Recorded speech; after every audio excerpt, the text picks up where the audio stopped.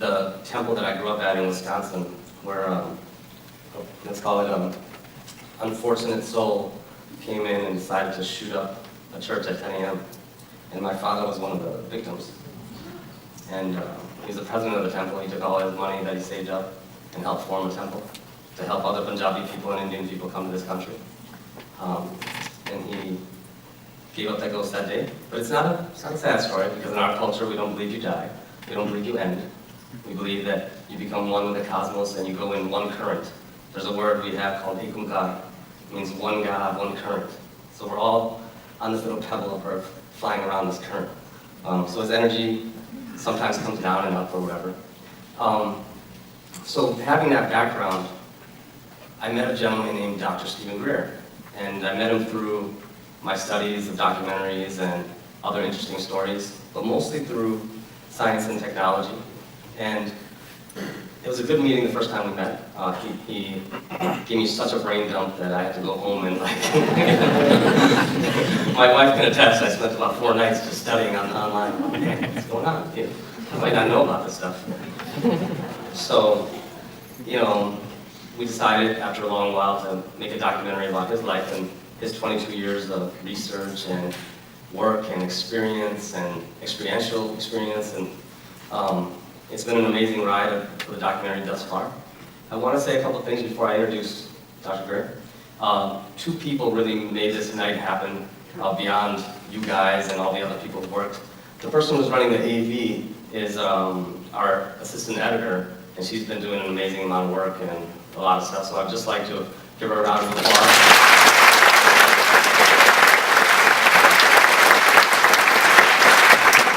Her name is Lori Knapp, and she came to us as an intern, but now has become a full-out, assistant editor. And there might be some glitches up there. There might be times. So bear with her, and everything will go smooth. And also, JD, who announced me coming on the stage, he's been the producer in charge, and he tried to help corral you guys in the best way without being too disrespectful based on security and based on other issues. So please give him a round of applause.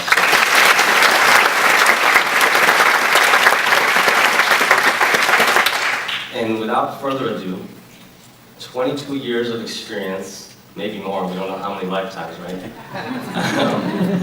Boiled down to one night. I think this is an amazing night because when Dr. Greer talks, he has so much knowledge and information. He drops a lot of names, he drops a lot of events, and without seeing an image, I don't think the human psyche can gather that info in one morsel. And so tonight is a special night because he's about to do that for you guys. You're the first 520 people in the nation to see this, and I think we're all part of a very special evening. So without further ado, Dr. Stephen Greer.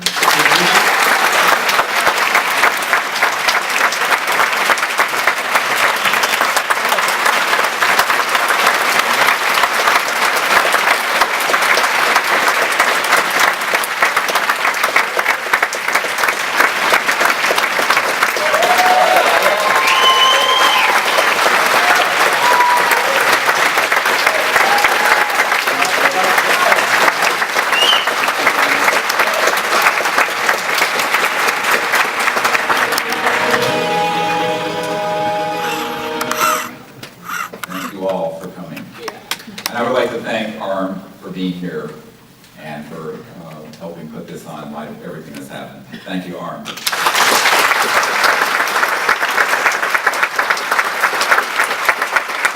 want to acknowledge the amazing people here that are here. Dr. Jan Bravo for helping me.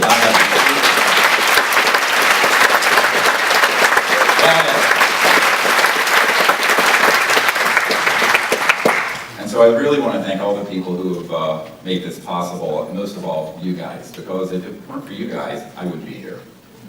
All right? So this is a crowd-funded movie about the most important subject and the biggest story never told. And it's not going to be done except that we're going to do it all together. And so I really, from my heart, want to thank you. So a big round of applause for all you guys. Thank you.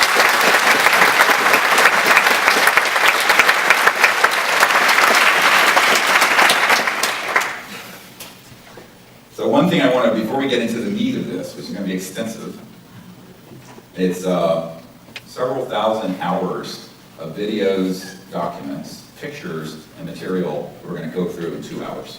All right? So, the key thing I want you to understand is that if we understand and know ourselves, we will understand and know ETs. Because the total number of minds in the universe is 1. So said Erwin Schrödinger 100 years ago. So in reality, all the mysteries we think we don't know are folded within us, because the quantum hologram that is the universe, that's conscious and awake, is within every single one of us.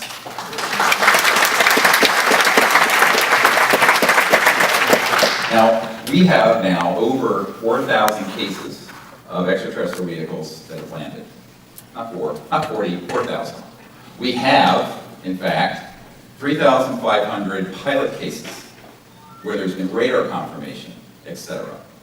We have over 5,000 documents from the US government and hundreds of thousands of pages of documents from 14 countries that have opened their files since the Disclosure Project was launched 11 years ago.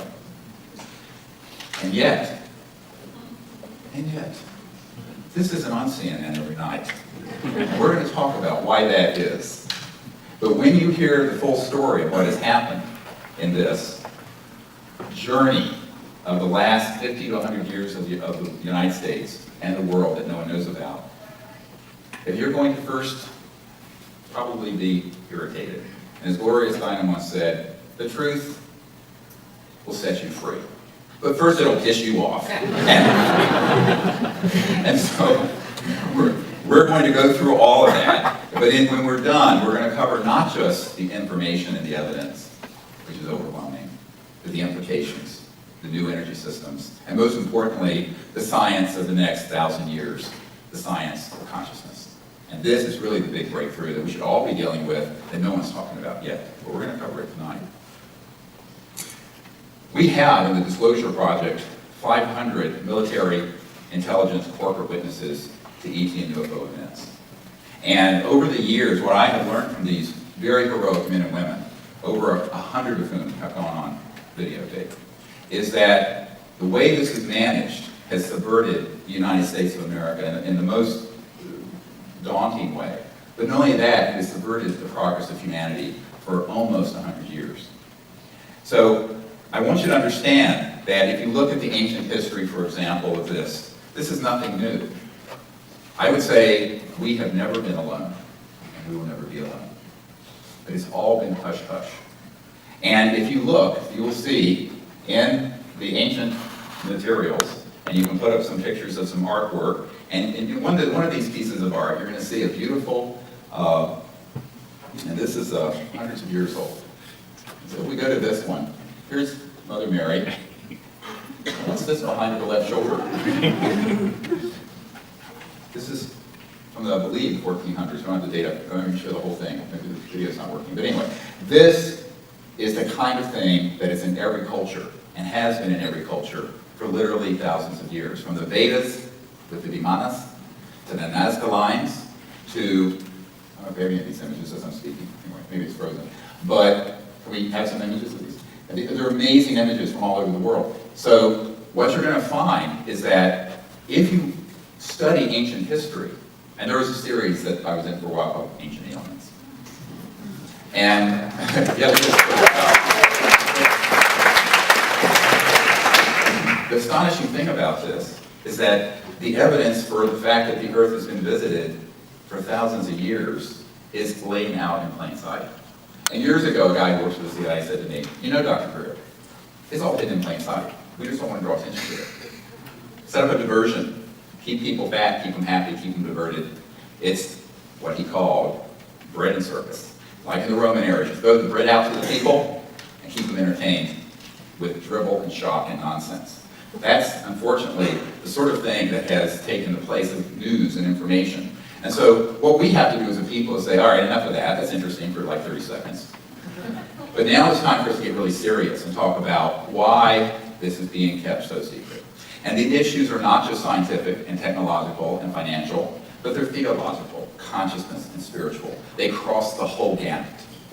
And this is why, if we begin to really study this, we'll understand that the disclosure of this information will have an effect in the world that will be beyond our wildest imagination, and it will happen in this generation, today, here, now, in our lifespan.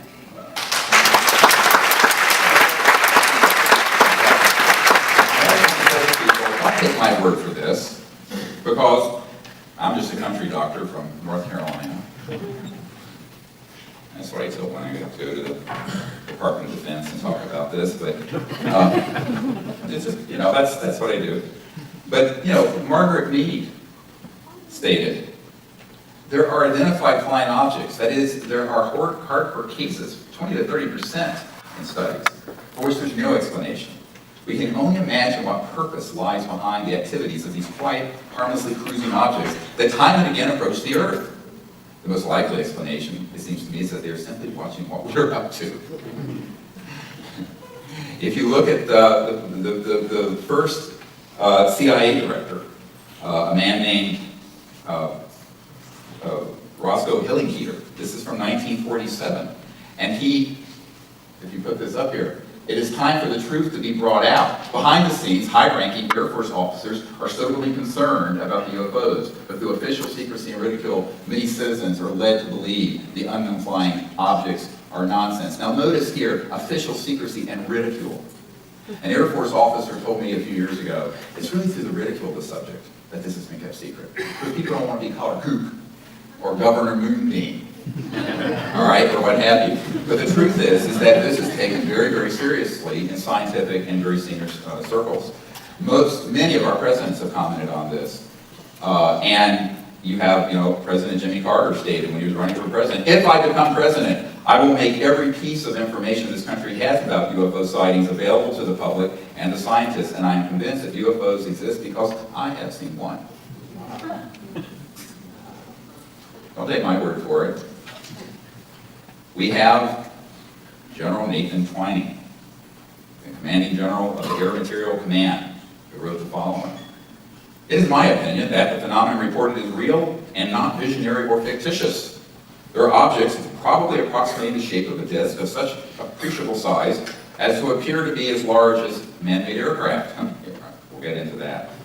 There's a possibility that some of the incidents may be caused by natural phenomena such as meteors. However, the reported operating characteristics such as extreme rates of climb, maneuverability, particularly roll, and action, which must be considered evasive when sighted or contacted, lend belief to the possibility that some of the objects are controlled either manually, automatically, or remotely. The CIA director from 1950 said, the CIA has reviewed the current situation concerning the unidentified flying objects, which have created extensive speculation in the press and have been the subject of concern to government organizations. And it goes on and on and on. What you find when you look at all of these people, dating from the World War II period to today, is that, yes, it is the subject of a lot of jokes, and it's the subject of a lot of Hollywood movies. But when I've met with people at the Pentagon, the CIA, and Congress, it's taken very seriously. However, from 1955 to now, what happened is that this whole subject got taken out of the chain of command of the people who you think are running the United States government, the government of the United Kingdom, and France, and all the other nations on the planet. And this is a situation which, when you look at the history, creates a major problem in governance and how we're going to go forward as a civilization. When we began to collect some of these witnesses, some of them came forward and said, I don't know if anyone's going to believe this, but if you look and just play this clip from Callahan. And John Callahan, while they're setting that up, was the third highest ranking man at the FAA. And it was during the Reagan years. And there was a massive ET craft over Alaska, tracked on radar, seen by a Japan Airlines pilot, 747 guy, who reported it. Jets were scrambled. And he had all of this data that came in to the Accidents and Investigations Division of the FAA. John Callahan, who's one of 500 of these top secret guys who were at a briefing with Reagan's science advisor, three guys from the CIA and the FBI, said that those guys were very interested in this. And he set up a briefing in a situation room. At the end of it, the CIA guy said, well, this meeting never happened. This event didn't happen. And we're confiscating all these files. All of it. And he says, oh, yes, sir, handed all over boxes and boxes of data, which I have in my archive. Because what John Callahan did is that he didn't tell them that the originals were still in his office, and when he retired, he came forward as a whistleblower and a patriot and gave them to the Disclosure Project.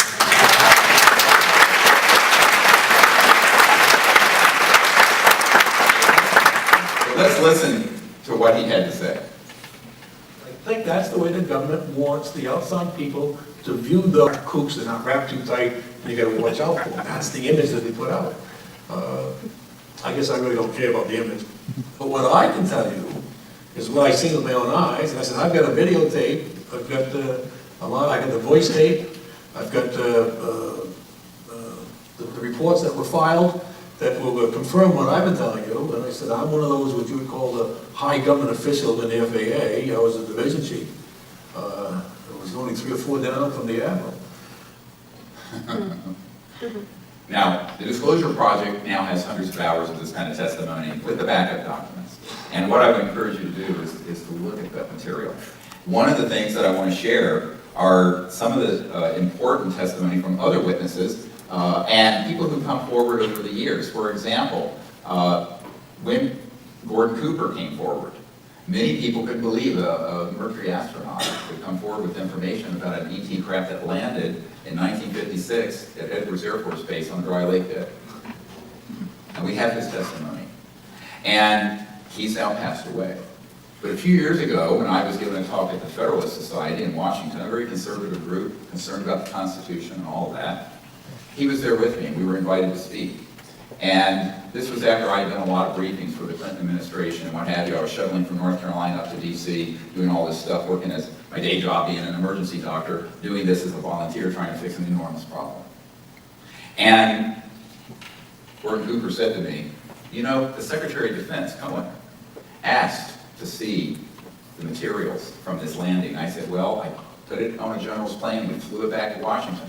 So he gave the Secretary of Defense of the United States of America the dates and all the information for this event that he personally had seen.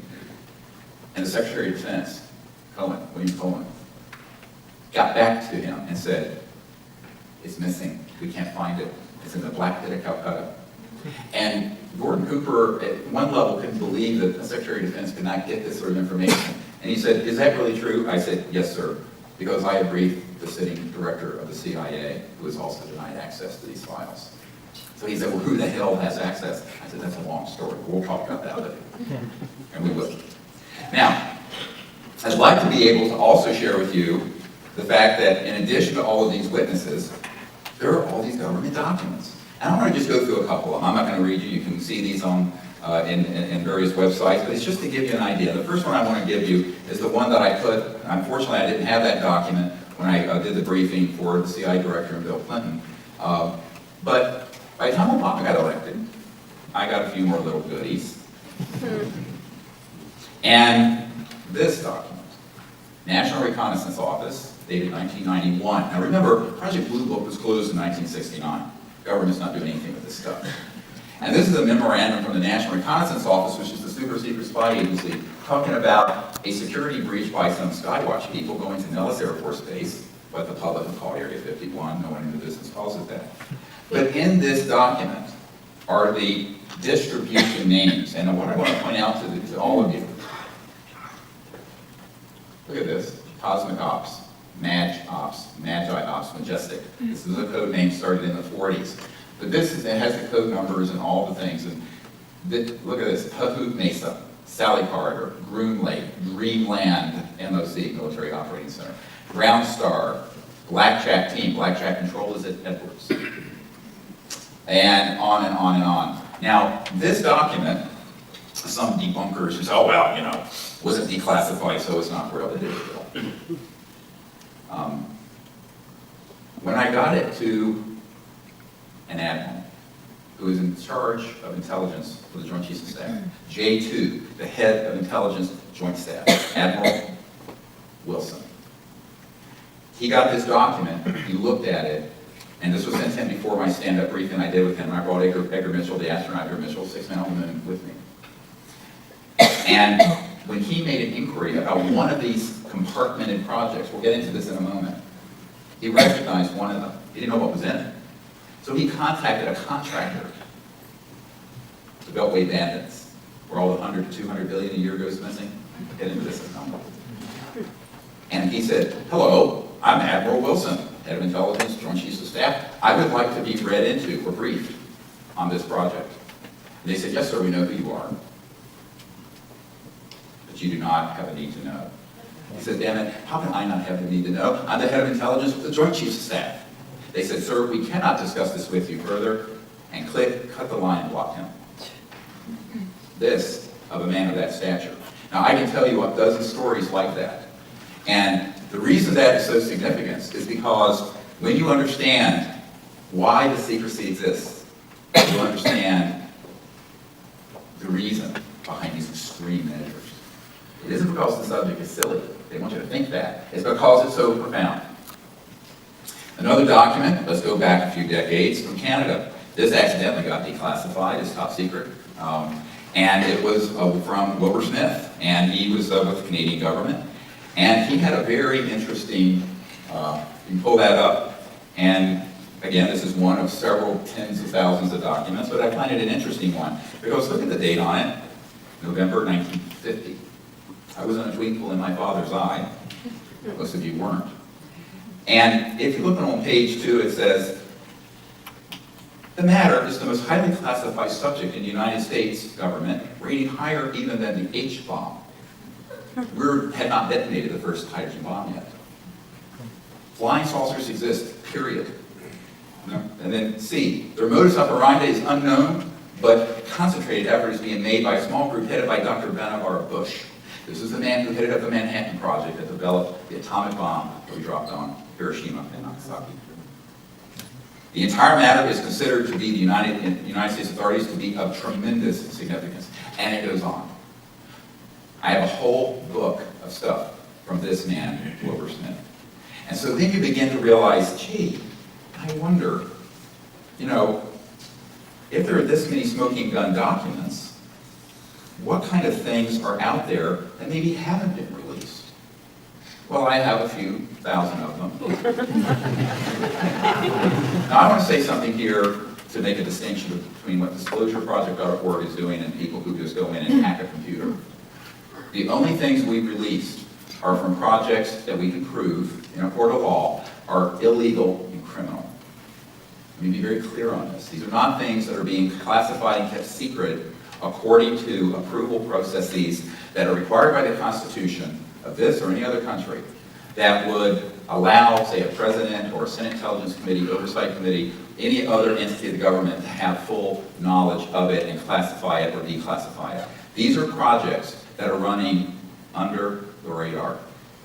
And as soon as they went under the radar and went off the reservation, in 1956, when the Rockefeller Commission, headed up by Nelson Rockefeller, reorganized the Department of Defense and reorganized the CIA. From that date forward, no U.S. president, no Senate committee, and most of the senior flag officers, generals, admirals, who have been in the Pentagon, have been blocked access unless they were part of this compartmented operation and would go along with the secrecy. That is illegal. We're going to talk about this in a moment, the difference between misguided secrecy and illegal secrecy. Secrecy that runs afoul of the Constitution and the rule of law. And that is what is destroying the planet, because it is delayed for 60 years. You and me and our children and our grandchildren having free energy, anti-gravity, clean environment, no poverty, and a just and prosperous planet. All right?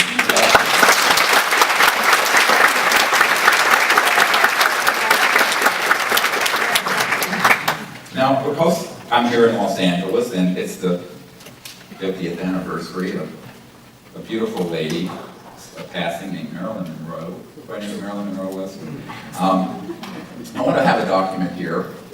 Now, this is the kind of thing I get fairly routinely.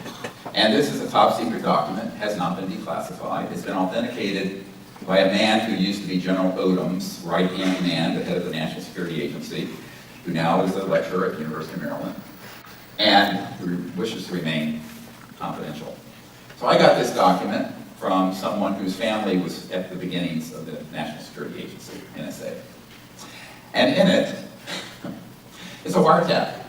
And the agency, the CIA, was tapping Marilyn Monroe's phone.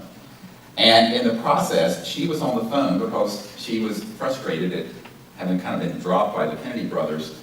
And she was going to tell the public in a big press conference, the whole world would have listened to this one, about what Kennedy had told her. And if you look at this, about the objects from New Mexico, from outer space, and this spacecraft with the dead bodies, this is going on and on. This is about Roswell. It is a smoking gun. It has Project Moondust, Project 46, and look at the signature, James Jesus Angleton III.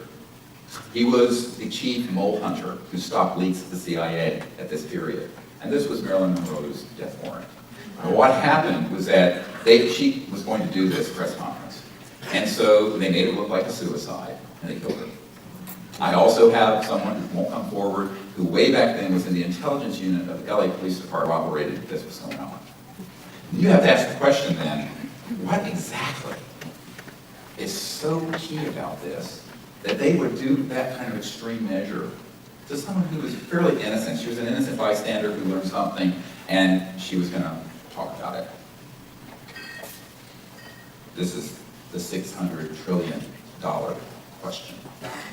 And that's really what I want to get into at this point, is what's really behind the secrecy.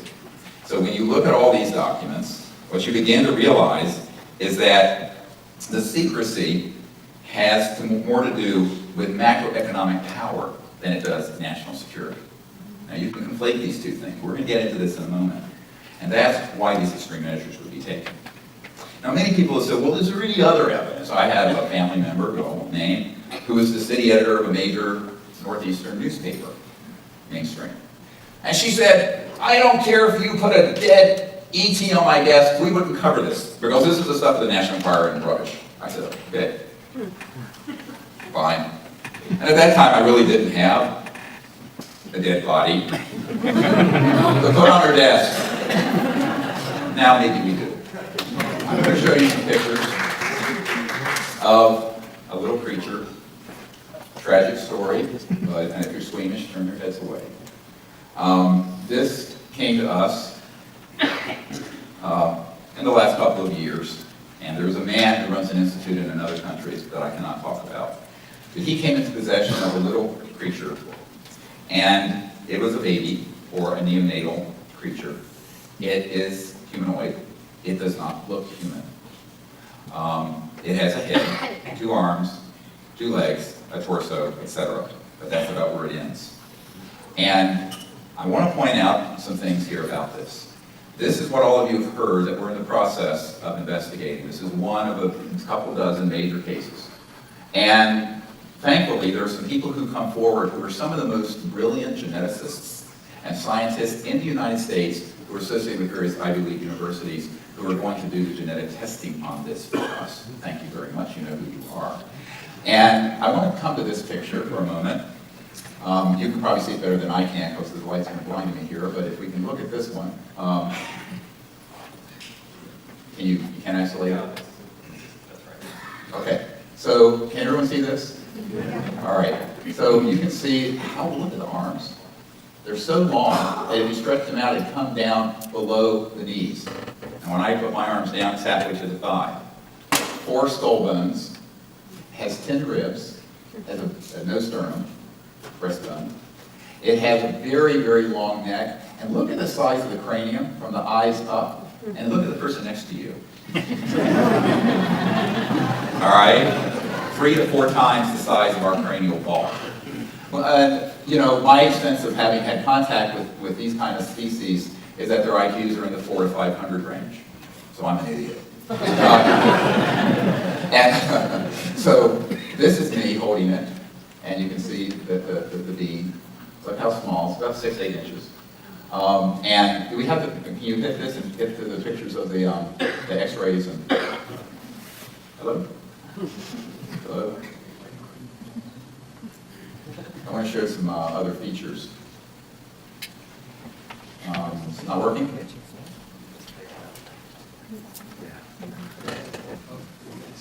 I think you have to hit this or something. All right, there we go. I think I just woke someone up. Sorry. But look at the internal structure. Now, what we're going to do in the next few weeks is get an MRI of this, really good MRI, and some other X-rays. We'll just go on to the next ones. And, next.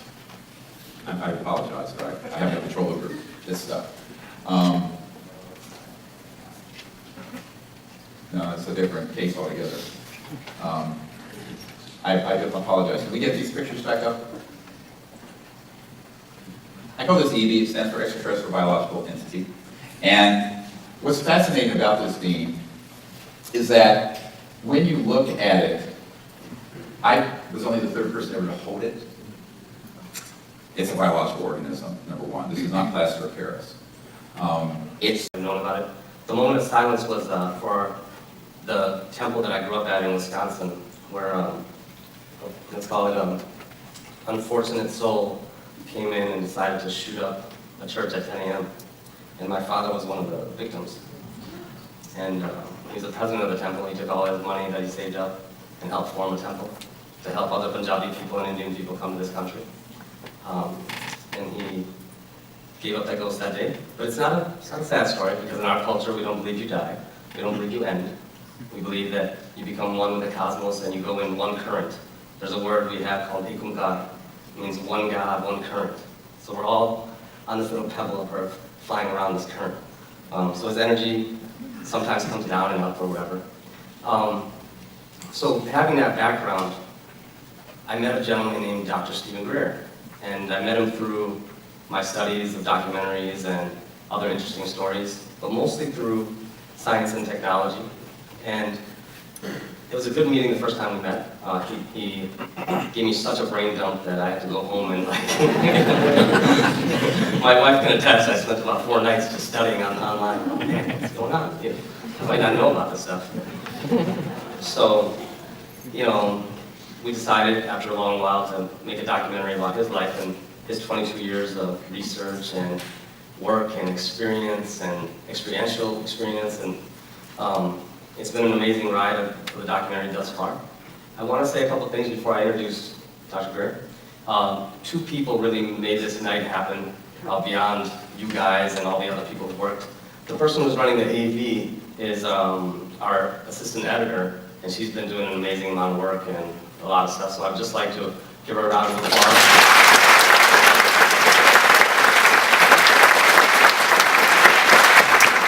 Her name is Lori Knapp, and she came to us as an intern, but now has become a full-out, assistant editor.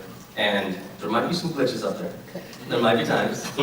So bear with her, and everything will go smooth. And also, JD, who announced me coming on the stage, he's been the producer in charge, and he tried to help corral you guys in the best way without being too disrespectful based on security and based on other issues. So please give him a round of applause.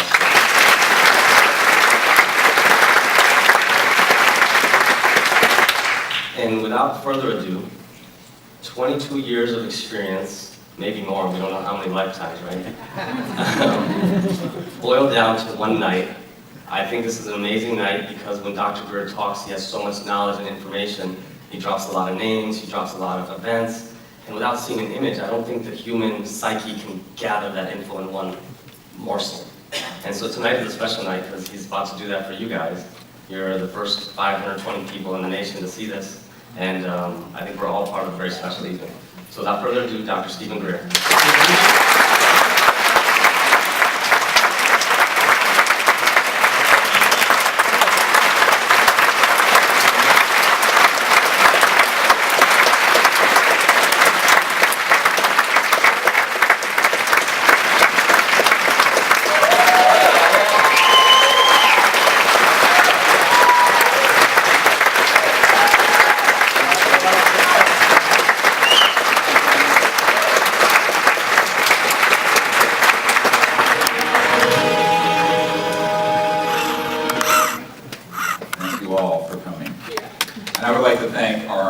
Being here and for helping put this on in light of everything that's happened. Thank you, Arm.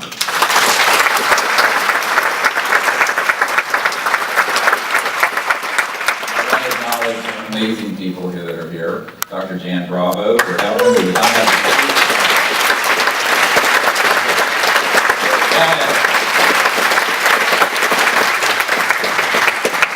And so I really want to thank all the people who have made this possible, and most of all, you guys, because if it weren't for you guys, I wouldn't be here. All right? So this is a crowd-funded movie about the most important subject and the biggest story never told. And